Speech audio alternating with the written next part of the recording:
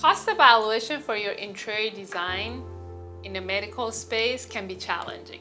When we have our prospect or our clients first come to us with like, how much does it cost? What is the whole project is entail of? I don't have, unfortunately, a solid answer or number for you, but I can help you to create a guideline to see like what are the elements that you can determine how much is going to cost you down the line for your project. So it varies from one project to another, but if you follow these 4 guidelines, it'll really help you to get clarity about how much it's going to cost you. Number 1 is your square footage, how big your space is. So understand like the square footage of the usable versus the rentable.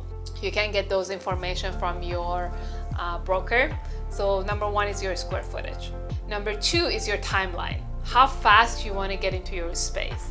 If you have a very short timeline, it's going to cost you more. Your designer, the architect, your contractor, they all have to team up and they have to speed up the process. The labor will be higher if it's at nighttime or weekends, or they have to, double the team, the subcontractors. So understand your timeline. It has a major impact in your cost. Number 3 is details and complexity of your design. If you have a very detailed, let's say, reception area, if you have a lot of details into that, that's gonna add to your timeline. So understanding the details and complexity of your design and your process of architecture and interior design is going to add to your cost and to your timeline.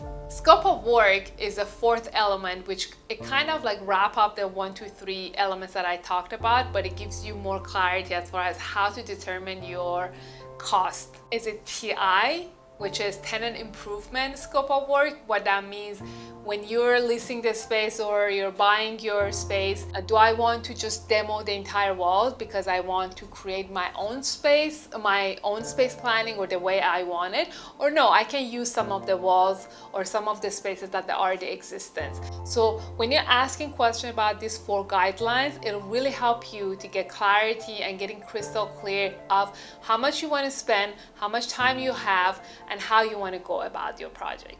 I want to invite you to do that quick practice to number 1, 2, 3, 4 of what is that cost evaluation entail of. Practice that and ask questions from your designers, from your brokers, and also from your contractors.